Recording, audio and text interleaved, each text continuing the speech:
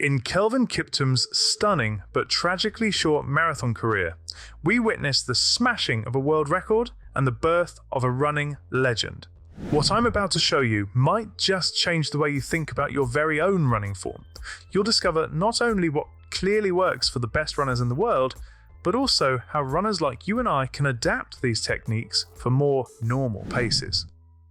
Let's deep dive into his unique running form to better understand an athlete who, in just 3 marathons, left us dreaming of what could have been. Here we are at mile 23 of the 2023 London Marathon, at which point Kiptum had broken free from the lead group and was leading the field, running at roughly 14-minute 5k pace. It looks effortless, but don't be fooled. As the saying goes, it doesn't get easier, you just get faster. One of the most impressive things about Kiptum's stride is how, despite running aggressively and pushing hard, he manages to get to these latter stages of a marathon still holding his impeccable form together. Where others might begin to show cracks in their form, drooping shoulders, erratic arm swings, he remains unwavering. His posture, his stride length, his cadence, all remained almost unaffected by the miles behind him. What's the secret behind his ability to hold it all together? Well, it's more than just doing the right running drills in training or focusing on certain cues when he gets tired. It's much less technical than that, and something we all stand to benefit from. The reality is that Kiptum's weekly running mileage was huge, even compared to fellow elite marathon runners. It wouldn't be unusual for him to run more than 300 kilometers, 180 miles per week, a significant amount of which at his marathon pace. Just think about that for a second. That's averaging more than 25 miles every single day, with no rest days. Now, obviously, he was one of the few people in the world who would have been able to endure this type of training, and I'm in no way suggesting that you need to start running crazy mileage or dedicate your life to just running, eating, and sleeping like he did. But in running more mileage than other elites would consider reasonable, Kiptum built incredible strength, endurance, and resilience in his form. So what's the lesson for us normal runners? Well, if you know that your form tends to suffer as you get tired, yes, you can focus on things like your cadence, stride length, posture, arm action, all the things we're going to talk about in a moment. But know that one of the best things you can do is consistently build your training volume to build the type of strength endurance that only mileage can really put in your legs. And if you really want to build that type of strength, go and find more hills to run up. Now, there's one specific thing about Kiptum's running form that really separates him from the likes of Eliud Kipchoge, but I'll get to that in a moment. First, let's check out what's happening with each stride as his feet hit the ground. Here's some more great slow-motion footage showing Kiptum's running form beautifully. Again, late on in a marathon, this is mile 22 of his world record run in Chicago. You can easily see on both right and left that he's landing with a mid-foot strike towards the outside of the foot, as you'd expect, then rolling in and gently pronating as his foot loads and he moves towards mid-stance, the point where the supporting foot is under the hip. From mid-stance, the focus switches from efficient loading and storing of elastic energy to propulsion and push-off.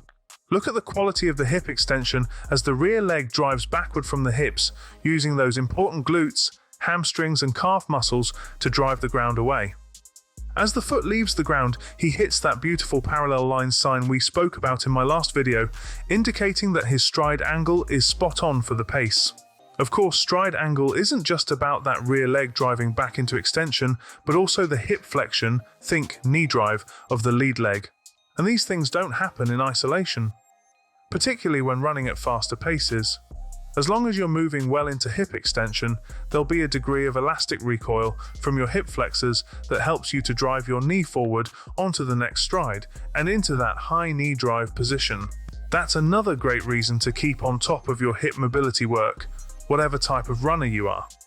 As we normally see when those parallel lines stack up, regardless of pace, the foot strikes the ground in an efficient position with the ankle nicely beneath a flexing knee, allowing for smooth forward progression rather than overstriding and jamming the brakes on with each stride. To be running ahead of world record marathon pace at the time, with a cadence up in the high 180s, Kiptum's stride length needed to be fairly huge. He managed to achieve this mostly at the hips, without overreaching with the lower leg or forcing an overstride. In terms of running posture, you can see how Kiptum remained tall with a gentle forward lean rather than bending forwards at the waist. This helps him to create this flowing extension pattern with each stride. A few moments ago, I mentioned something in Kelvin Kiptum's running form that doesn't quite fit the mold of the smooth, balanced running form we often talk about when looking at other elite runners.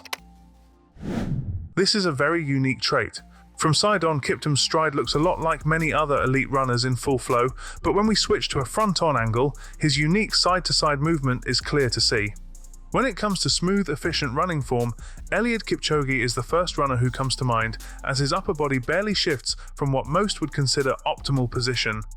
Kiptum, however, has a different way of running, a more fluid style that reminds us it's more of an art form. His running, characterized by this noticeable side-to-side sway, breaks the mold of the conventional forward-focused momentum. This might raise eyebrows, but how does this motion stack up compared to what general running wisdom might consider to be perfect running form? The way I see it, his side-to-side movement, far from being a flaw, highlights the important role of individualized biomechanics.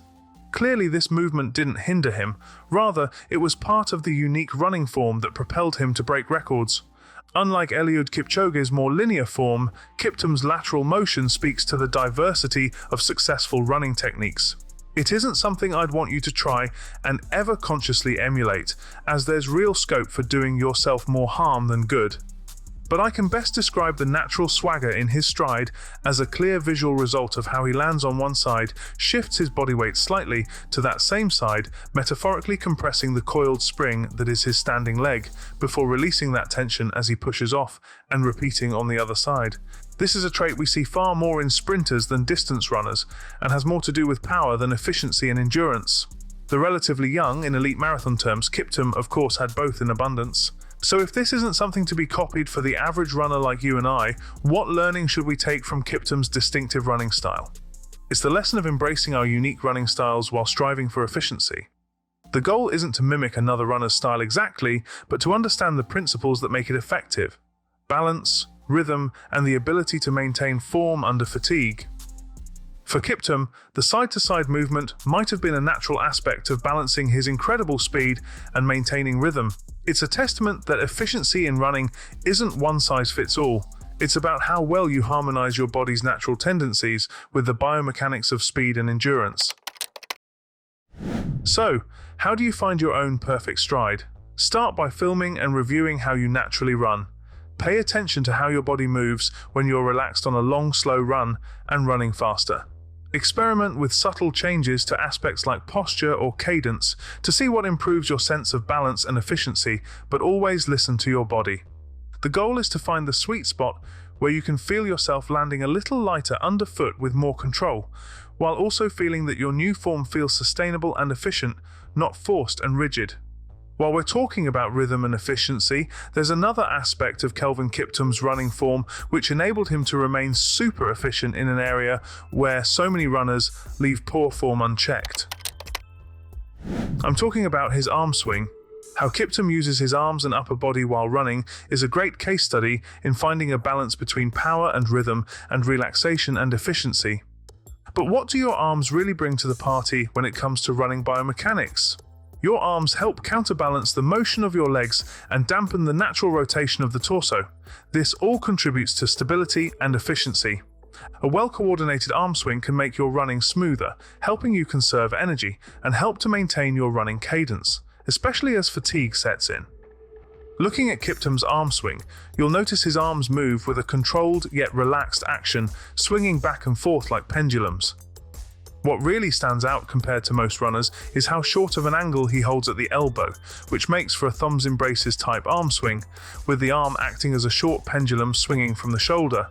Short pendulums tick-tock quicker than long pendulums through the same arc or movement, so keeping a tight angle at the elbow like this makes it easier to keep the arms moving quickly and the legs will follow. Anybody can hold their arms with a shorter angle at the elbow, but where Kiptum is masterful and other runners go wrong is that he manages to do so with loose, relaxed shoulders. There's no wasted energy in holding tension through his shoulders and upper back, where others often do so. You can see that Kiptum's hands stay relatively close to his chest, and that the real emphasis of the movement is placed on the backswing, which ties in with the opposite leg driving backwards. His hands drift towards the midline, but not wildly across. This is all related to his side-to-side movement I mentioned earlier.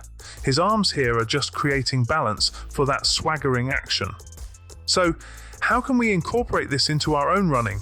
Start by focusing on keeping your shoulders down and back, avoiding shrugging or tensing up. Your arms should swing from the shoulders, elbows bent shorter than 90 degrees, moving back and forth, not across your body. Imagine a line straight down the middle of your body. Your hands shouldn't significantly cross this line.